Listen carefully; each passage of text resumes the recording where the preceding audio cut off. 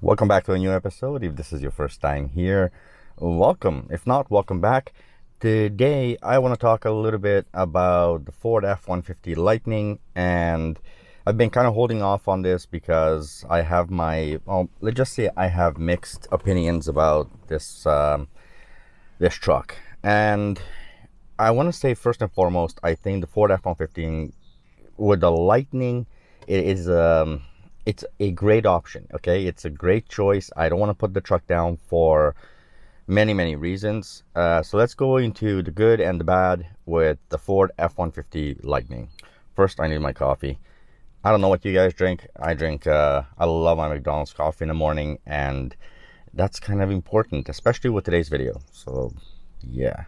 So the Ford F-150 Lightning, I think first and foremost, I really got to say congratulations to Ford for doing this. I've seen a lot of comments talking about the fact that it's a compliance vehicle. I don't think it's a compliance vehicle. I think it is legitimately Ford trying to do something here. I think with most manufacturers, they realize that electric is the future. There really isn't, too many ways around this. So I think they kind of are put in a situation where they have to do this. That being said, there's a lot of good and then there's a lot of bad. A lot of people talk a lot, and I mean a lot, YouTubers, everyone else, they talk about, the fact that they made the frunk as great as they did. So I'm going to tell you the good and the bad about the frunk. The frunk itself, I love what they did with the frunk. Obviously, there's a lot of room in the frunk, and as somebody who is in the construction industry myself, I have been for 20 plus years. I do happen to own at least the business does, a F-150 XLT with an 8-foot bed. So I do have a little bit of experience when it comes to construction, carrying materials. What is the truck really truly used for? That being said, let's go a little bit back to the frunk there. The frunk, it is a great choice. I have to admit, having the space to put maybe your tools, maybe certain things that you want to put into, that you wouldn't throw into the back, it's great. They put a plug there, and they're getting a lot of praise for this. I don't really understand where the praise is coming from. It has to do with the fact that there's no engine. They kind of had, it was there. It's not like they could have done anything other than what they did. It didn't take an engineering genius to do what they did. It's just common sense. There's no engine. There's a big front. Use it as a trunk. Well, front trunk. So having the plugs there, having the ability to kind of charge your tools, sure, I can definitely see that. Again, this is not engineering prowess in any way. This is not something that if somebody thinks this was a genius thing that Ford did, then you guys have to be out of your minds. It's a pretty straightforward, very obvious, and there was no other way to do it. In fact, if they didn't do what they did, it wouldn't have made any sense. That being said, it's a great idea. I'm pretty sure everybody who's going to be doing trucks is going to be doing the same thing. Kind of makes sense. It is a great idea. Then keeping the kind of the standard design, something that's very traditional, I think it's a very smart idea from Ford, just because of the fact that you're going to have a lot of people who are F-150 fans. I know I am. So having that traditional design is going to be easier than to go to something like the Cybertruck, which, by the way, I do have a reservation for. But I do like this. I mean, the Cybertruck is very different from an F-150, and there's a market for that. The F-150 has its own market, which is already pre-established. So Ford was very smart as far as doing this, and well, I don't know if they were really smart. I think it just comes down to good business. Just like what they did with the Mach-E. I don't want to call it a Mustang Mach-E because it's nothing a Mustang. I happen to own Mustangs. I loved Mustangs all my life. The Mustang Mach-E is anything but a Mustang. It's more like a Ford Explorer at best. Not even a Ford Explorer. It would be like a Ford Escape on, that's pretty much what it is. But they called it the Mustang Mach-E. Well, here they call this out the F-150 Lightning. I think it works. I think for marketing purposes, I think it works. As for the rest of the truck. If you are looking to put stuff into the back, I believe it has a 5'5" bed. It is absolutely idiotic. As a contractor, I'm going to tell you right now, with having a 5'5" bed is the key reason I wouldn't even look at this truck. A lot of people who are going to buy these trucks is definitely not serious construction workers, people who need to carry things. If you're looking at just carrying tools, guys, I am not kidding. Pretty much any car can do that. You're going to look at a basic SUV. Heck, even the Ford Mach-E is going to carry the tools that the 5'5" bed does. And I know that a lot of you are going to look at it, well, that's being pretty negative about it. I'll tell you the positive side of it. The 5'5" bed is the only positive I see is the fact that you can always go over.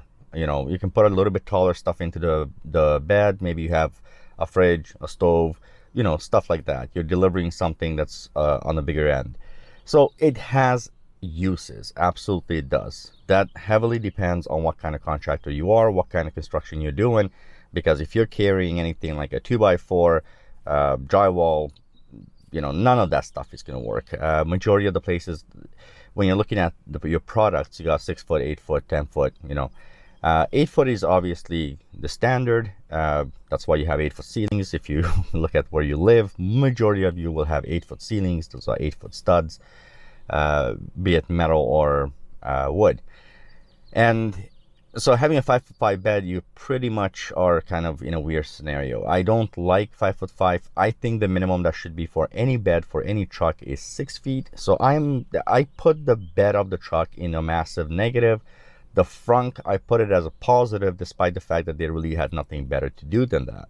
And again, I'm not trying to bash Ford. I think they're doing really well as far as I'm happy that they brought this truck out, but it's not what it's really targeted for.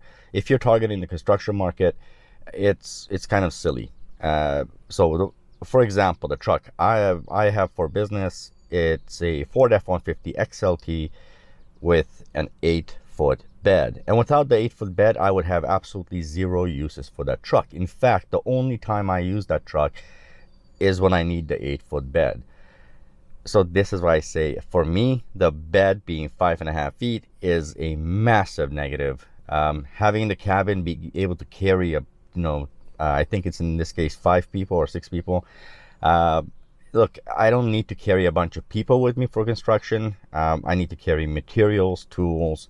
Those are the things I need to carry with me. Would I buy the F-150? Absolutely not. I think it's a joke as far as the construction industry is concerned. As far as I am concerned, I don't want to speak on behalf of the construction industry, but somebody who is in the construction industry, I think it's a joke. That you're talking about I would have loved to see that truck basically bare-boned, to a degree where I don't need to carry as many people with me. Take away the back seats, give me an extension on it, give me at least a 6-foot bed. Then we can talk about it being a working truck. I understand that a lot of people don't use their trucks for work. And you look at these college kids, these university kids, heck, a lot of kids themselves, their first vehicles are some kind of trucks. And fine, it's all fine and dandy. They do all the stupid stuff, raise it up, do all the dumb things to it rather than just let it be a truck.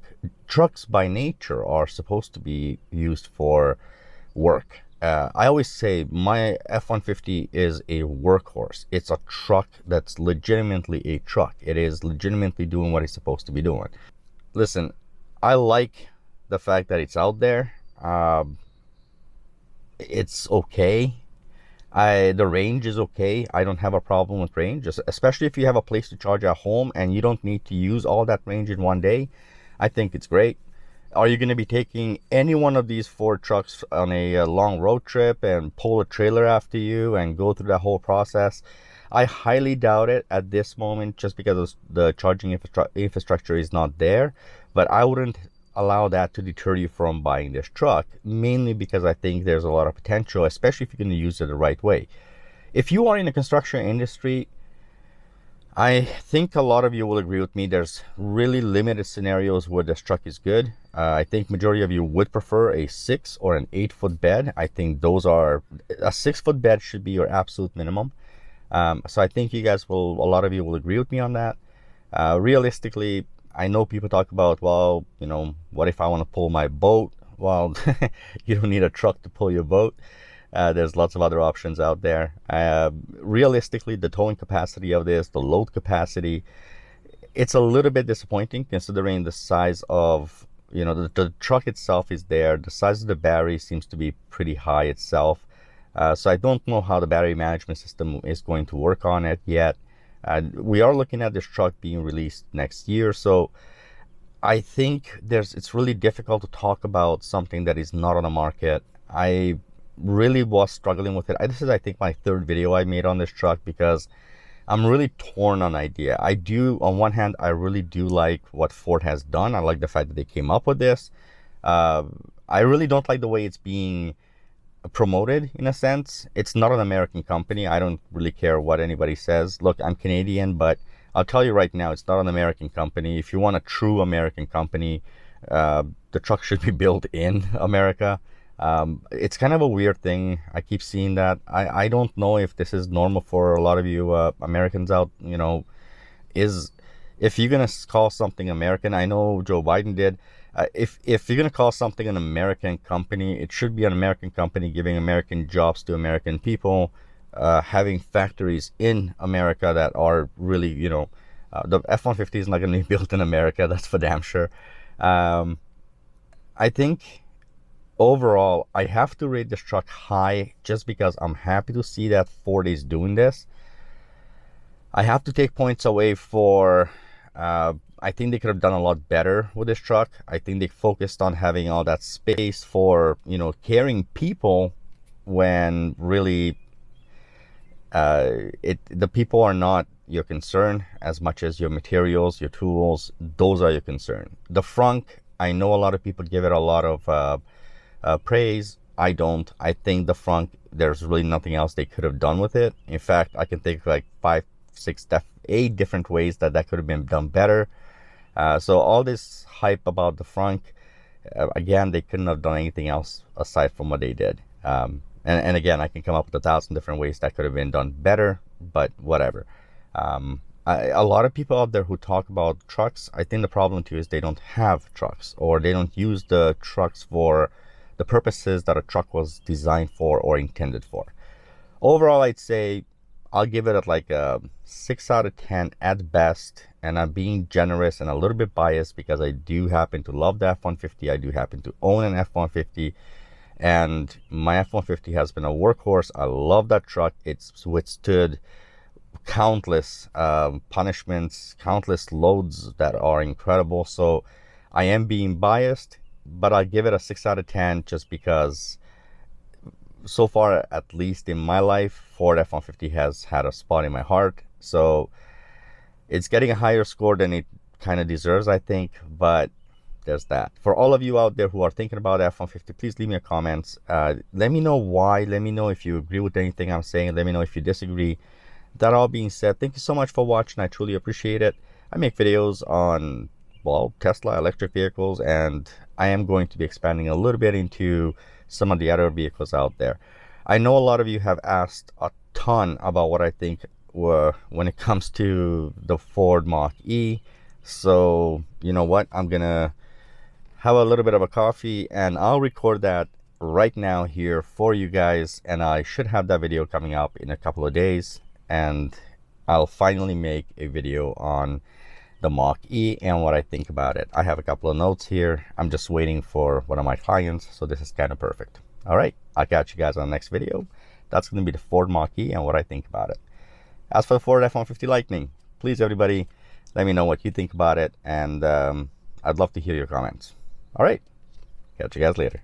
Bye.